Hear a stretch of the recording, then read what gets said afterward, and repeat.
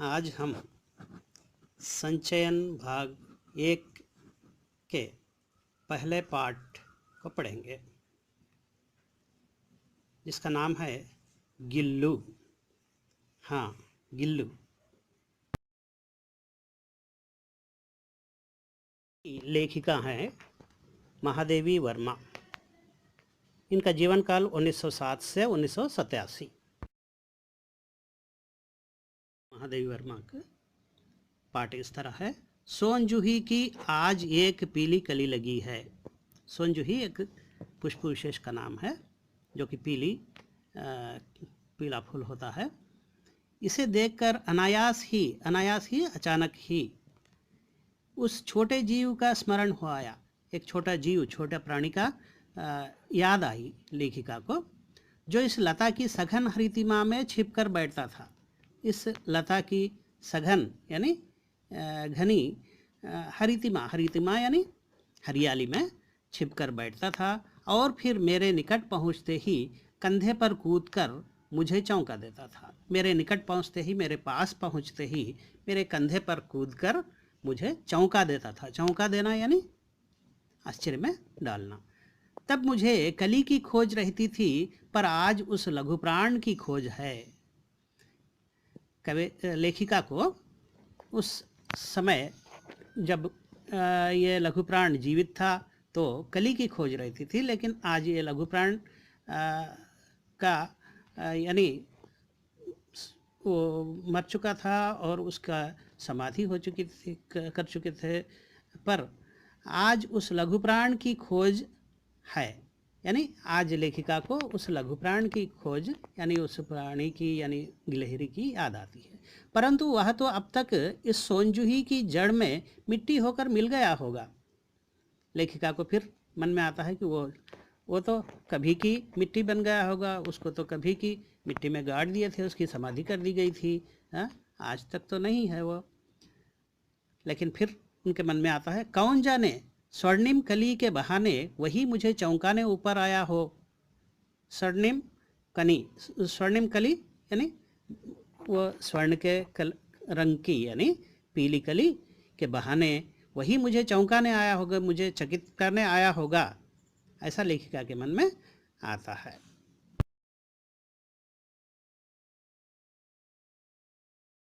वास्तव में कहानी इस अनुच्छेद से शुरू होती है। देखें, ध्यान से सुने। अचानक एक दिन सवेरे कमरे से बरामदे में आकर मैंने देखा।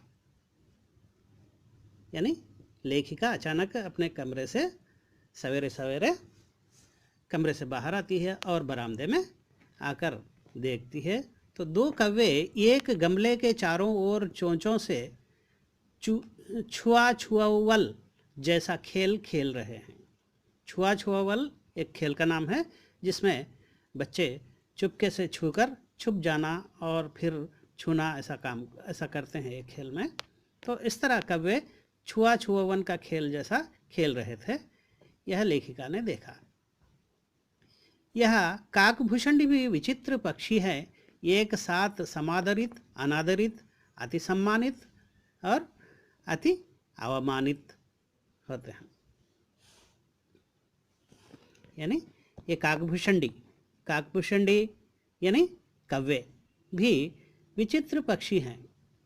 लेखिका कौवों के बारे में कुछ कहती है, यानी एक साथ समादरित और अनादरित, इनको आदर भी मिलता है और अनादर भी मिलता है। यानी इनको रेस्पेक्ट भी मिलता है और ये रेस्पेक्ट भी करते हैं, इसको अति सम्मानित भी करते हैं, अति अवमानित भी करते हैं। इन कौवों को हम मानव जाति।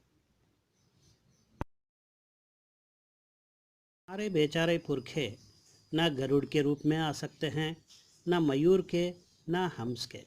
लेखिका और आगे ये मन में सोचती है कौवों के बारे में कि हमारे बेचारे पुरखे यानी हमारे पूर्वज जो है, न गरुड़ के रूप में, गरुड़ एक पक्षी का नाम है जो है गिद्ध जैसा होता है, गरुड़ के रूप में आते हैं, न मयूर के रूप में, न हंस के रूप में। उन्हें पितर पक्ष में हमसे कुछ पाने के लिए काक बनकर ही अवतीर्ण होना पड़ता है। यानी पूर्वजों के रूप में कुछ पाने के लिए काक बनकर ही, कौवा बनकर ही प्रकट होना पड़ता है, अवतीर्ण होना पड़ता है, नहीं प्रकट होना पड़ता है उनको। इतना ही नहीं, हमारे दूरस्थ प्रियजनों को भी अपने आने का मधु संदेश इनके कर्कश स्वर में ही देना पड़ता है।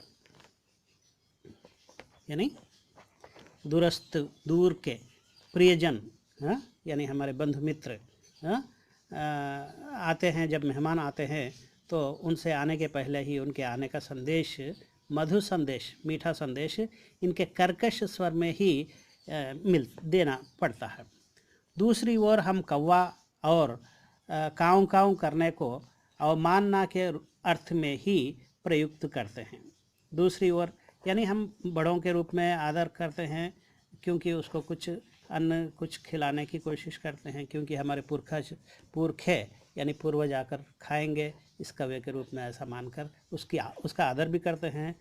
और जब वो खाली ऐसे ही काऊ काऊ करता है तो उसकी कर्कश आवाज़, उसकी यानी कर्कश यानी कटु, यानी कानों को ना भाने वाली कड़वी आवाज़ को भी हम सुनकर हम उसकी अवमानना भी करते हैं। यानी एक तरफ इसका आदर भी करते हैं, एक तरफ अनादर भी करते हैं। यही बात कही है इसमें। मेरे काकपुराण के विवेचन में अचानक बाधा आ पड़ी, क्योंकि गमले और दीवार की संधि में छिपे एक छोटे से जीव पर मेरी दृष्टि पड़ गई। यानी काकपुराण यानी काक के बारे में, यानी कौवों के बारे में जब ये विवेचन कर रही थी तो अचानक इनकी इस सोच में बाधा यानी रुकावट आ पड़ी, क्योंकि गमले और दीवार की, एक गमला यानी फूलों का एक फ्लावर वेस होता है ना, वो गमला, और दीवार वाल जो होती है, संधि, इसकी संधि में यानी उसके गली में ये छोटी सी जगह में छिपे एक छोटे से जीव पर मेरी दृष्टि पड़ी। यानी इनकी लेखिका की दृष्टि उस एक छोटे से जीव पर पड़ी। निकट जाकर देखा, गिलहरी का छोटा सा बच्चा है। निकट जाकर यानी उसके करीब जाकर, उसके नज़दीक जाकर जब देखा तो वो क्या है, गिलहरी का एक छोटा सा बच्चा है, जो संभवतः घोंसले से गिर पड़ा है। संभवतः शायद वो घोंसले से गिर पड़ा है। और अब कौवे जिसमें सुलभ आहार खोज रहे हैं, कौवे क्या कर रहे हैं, उसको आहार के रूप में उसको पाने की कोशिश कर रहे हैं। काकद्वय की चोंचों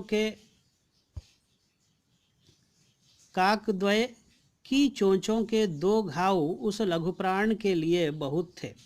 यानी 2 काकद्वय यानी 2 काक यानी 2 कौवे, 2 कौवों की चोंच यानी उसकी बीक जो होती है, चोंचों के 2 घाव उस लघु प्राण के लिए, उस छोटे से प्राणी के लिए बहुत थे। अतः वह निश्चेष्ट सा गमले से चिपटा पड़ा था। यानी उस गमले के पास निश्चेष्ट से यानी बिना किसी हरकत के, बिना किसी मूवमेंट के वो वहाँ चिपटा पड़ा था, यानी गिर कर पड़ा हुआ था। सबने कहा,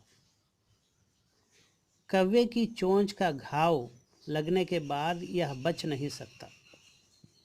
सब लोग कहने लगे कि कौवे की चोंच यानी उसकी जो बीक वो होती है, उसका जब घाव होता है, यानी उसका जो उससे जो घायल होता है, उसके बाद यह बच नहीं सकता, यानी ये जी नहीं सकता, यह छोटा सा प्राणी, कहकर सबने बताया। अतः इसे ऐसे ही रहने दिया जाए, इस तरह कहा लोगों ने। परंतु मन नहीं माना, उसे हौले से उठाकर अपने कमरे में लाई।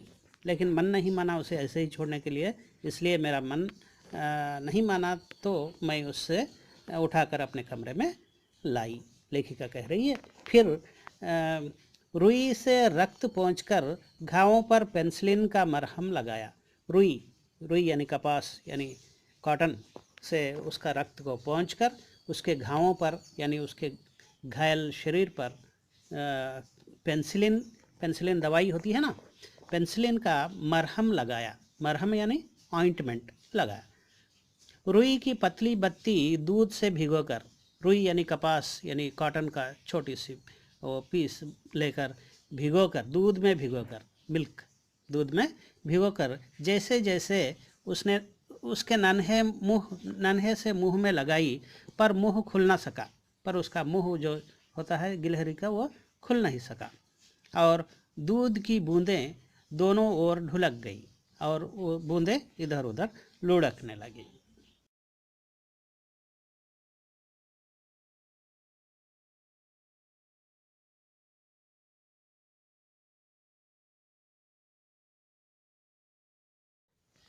कई घंटे के उपचार के उपरांत उसके मुंह में एक बूंद पानी टपकाया जा सका।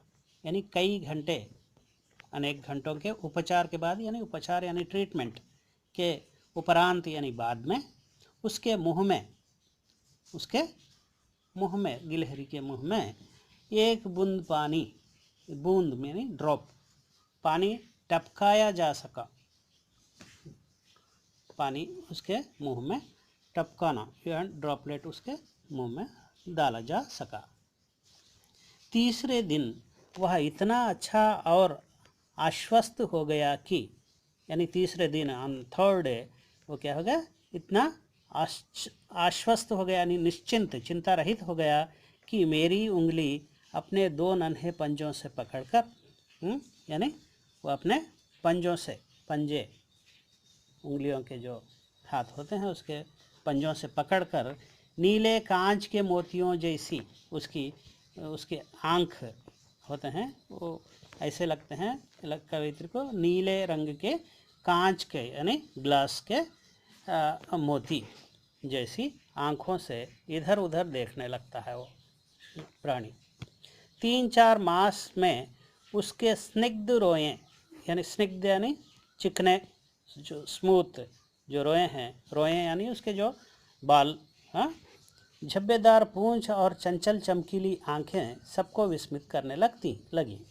यानी वो उस पर जो उसके पूंछ पर झब्बे यानी धब्बे जो है और चंचल चमकीली आंखें सबको विस्मित करते हैं, यानी उसकी आंखें और उसकी पूंछ देखकर सबको चकित होता है, आश्चर्यचकित होता है।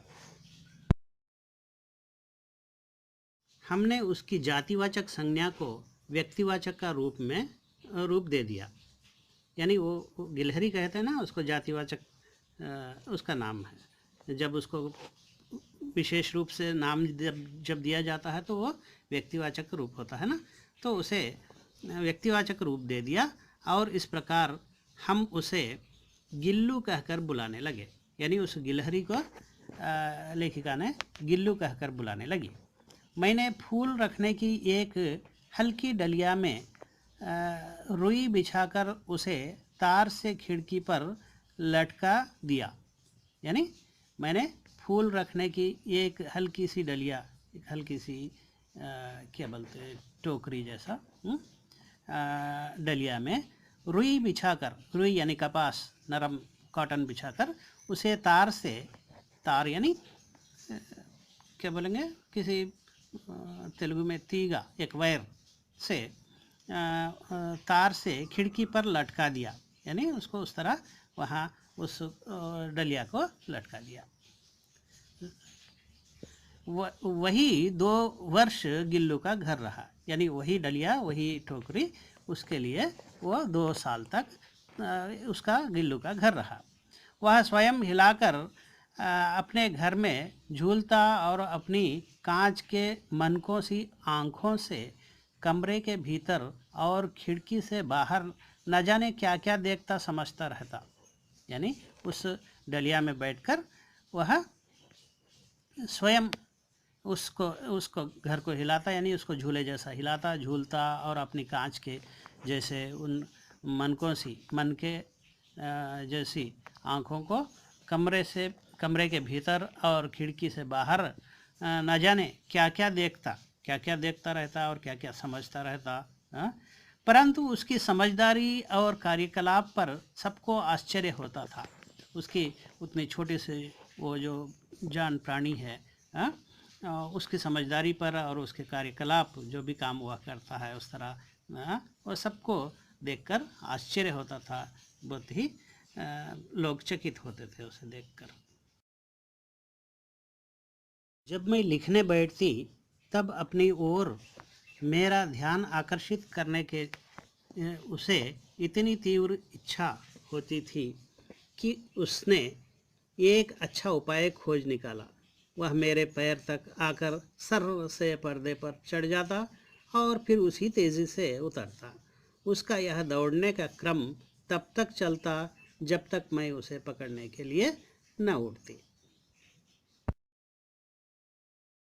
कभी मैं गिल्लू को पकड़कर एक लंबे लिफाफे में इस प्रकार रख देती कि उसके अगले दो पंजों और सिर के अतिरिक्त सारा लघुगात लिफाफे के भीतर बंद रहता। यानी उसका उसे एक ऐसे लिफाफे में यानी कवर में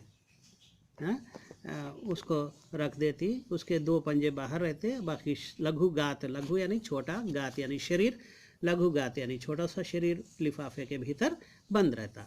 इस अद्भुत स्थिति में कभी कभी घंटों मेज पर दीवार के सहारे खड़ा रहकर वह अपनी चमकीली आँखों से मेरा कार्यकलाप देखा करता है। यानी उसी तरह उस लिफाफे में रहकर ये क्या करती है इसका काम देखता रहता। भूख लगने पर चिक चिक करके मानो वह मुझे सूचना देता। जब उसे भूख लगती है तो वह चिक चिक कहकर उसका सूचना यानी बताता लेखक को, लेखिका को कि, और काजू या बिस्कुट मिल जाने पर उसी स्थिति में लिफाफे से बाहर वाले पंजों से पकड़कर उसे कुतरता है। यानी बाहर वाले पंजों से उसे पकड़कर वो कुतरता है या खा लेता है। इस तरह गिल्लू के जीवन का प्रथम वसंत आया। नीम चमेली की गंध मेरे कमरे में हौले हौले आने लगी। बाहर की गिलहरियाँ खिड़की की जाली के पास आकर चिक चिक करके न जाने क्या कहने लगी। यानी उसके जीवन में एक नया वसंत आ गया और नीम की, चमेली की फूलों का जो गंध होता है वो खिड़की से लेखिका को आने लगा। बाहर की गिलहरियाँ उस खिड़की के पास आकर यानी कुछ चिक चिक करने लगी। इस तरह तो जाने क्या कहने लगी लेखिका को समझ में नहीं आया, फिर भी वो कुछ यानी बाहर की गिलहरियों से उसका संबंध जुटने लगा।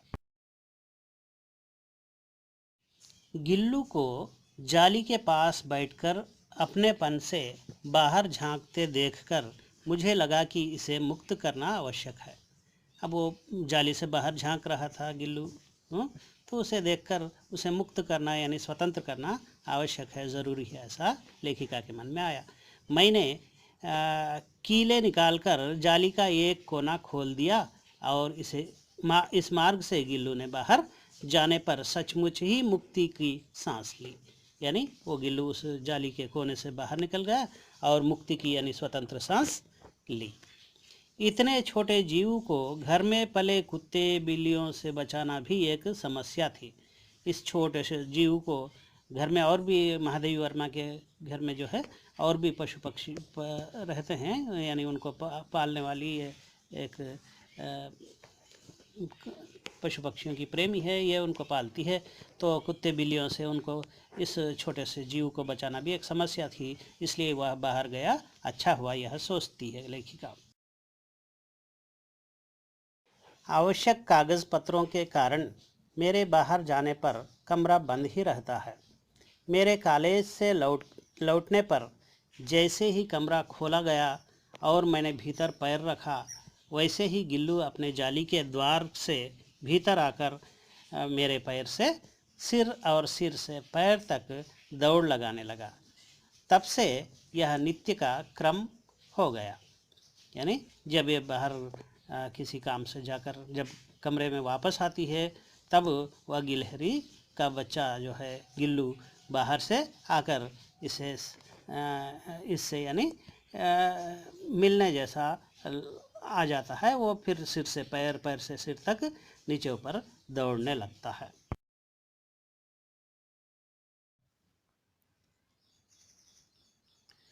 मेरे कमरे से बाहर जाने पर गिल्लू भी खिड़की की खुली जाली की राह बाहर चला जाता और दिन भर गिलहरी के झुंड का नेता बना हर डाल पर उछलता कूदता रहता और ठीक 4 बजे वह खिड़की से भीतर आकर अपने झूले में झूलने लगता।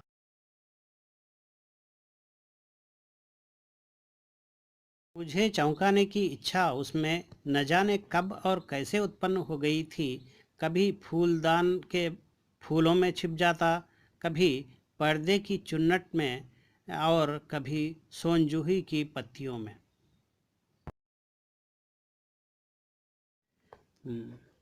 मेरे पास बहुत से पशु पक्षी हैं और उनका मुझसे लगाव भी कम नहीं है, परंतु उनमें से किसी को मेरे साथ मेरी थाली में खाने की हिम्मत हुई है, ऐसा मुझे स्मरण नहीं है।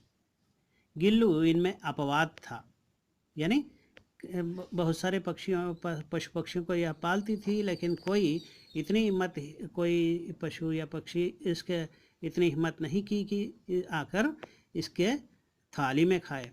लेकिन यह गिल्लू इनमें अपवाद था, यानी एग्जम्पशन था, यानी सामान्य नियम को बाधित यानी मर्यादित करने वाला था। मैंने जैसे ही खाने के कमरे में पहुंचती, वह खिड़की से निकलकर आंगन की दीवार, बरामदा पार करके मेज़ पर पहुंच जाता और मेरी थाली में बैठ जाना चाहता। बड़ी कठिनाई से मैंने उसे थाली के पास बैठना सिखाया, जहां बैठकर वह मेरी थाली में से एक एक चावल उठाकर बड़ी सफाई से खाता रहता। काजू उसका प्रिय खाद्य था और कई दिन काजू न मिलने पर वह अन्य खाने की चीज़ें या तो लेना बंद कर देता या झूले से नीचे फेंक देता। प्रिय खाद्य यानी प्रिय भोजन उसका। बीच मुझे मोटर दुर्घटना में आहत होकर कुछ दिन अस्पताल में रहना पड़ा। उन दिनों जब मेरे कमरे का दरवाज़ा खोला जाता, गिल्लू अपने झूले से उतरकर दौड़ता और फिर किसी दूसरे को देखकर उसी तेज़ी से अपने घोंसले में जा बैठता। घोंसला यानी उसका नीड़, घर। सब उसे काजू दे आते, परंतु अस्पताल से लौटकर जब मैंने उसके झूले की सफाई की तो उसमें काजू भरे मिले, जिनसे ज्ञात होता था, यानी मालूम होता था, बोध होता था कि वह उन दिनों अपना प्रिय खाद्य कितना कम खाता रहा। घोंसला यानी नीड़। मेरी अस्वस्थता में वह तकिए पर सिरहाने बैठकर अपने नन्हे नन्हे पंजों से मेरे सिर और बालों को इतने हौले हौले सहलाता रहता कि उसका हटना एक परिचारिका के हटने के समान लगता है। परिचारिका यानी सेविका के हटने के समान लगता। गर्मियों में जब मैं दोपहर में काम करती रहती तो गिल्लू ना बाहर जाता, ना अपने झूले में बैठता। उसने मेरे निकट रहने के साथ गर्मी से बचने का एक सर्वथा नया उपाय खोज निकाला था। वह मेरे पास रखी सुराही पर लेट जाता और इस प्रकार समीप भी रहता और ठंडक में भी रहता। जीवन की अवधि 2 वर्ष से अधिक नहीं होती, अतः गिल्लू की जीवन यात्रा का अंत आ ही गया। दिन भर उसने ना कुछ खाया ना बाहर गया। रात में अंत की यातना में भी वह अपने झूले से उतरकर मेरे बिस्तर पर आया और ठंडे पंजों से मेरी वही उंगली पकड़कर हाथ से चिपक गया जिसे उसने अपने बचपन की मरणासन्न स्थिति में, यानी मरणासन्न, मरण के आसन यानी मृत्यु के समीप में स्थिति में जब बचपन में वह था, तो उसी तरह पकड़ा था। पंजे इतने ठंडे हो गए रहे थे कि मैंने जागकर हीटर जलाया और उसे उष्णता यानी गर्मी देने का प्रयत्न किया, परंतु प्रभात की प्रथम किरण के स्पर्श के साथ ही वह किसी और जीवन में जागने के लिए सो गया, यानी उसका अंत हो गया। उसका झोला उतार कर रख दिया गया है और खिड़की की जाली बंद कर दी गई है, परंतु गिलहरियों की नई पीढ़ी जाली के उस पार चिक चिक करती ही रहती है और सोनजूही पर वसंत आता ही रहता है। सोनजूही की लता के नीचे गिल्लू को समाधि दी गई है, इसलिए भी कि उसे वह लता सबसे अधिक प्रिय थी, इसलिए भी कि उस लघुगात या नहीं लघु शरीर का किसी वासंती दिन जूही के पीताभ यानी पीले छोटे फूल में खिल जाने का विश्वास मुझे संतोष देता है। धन्यवाद।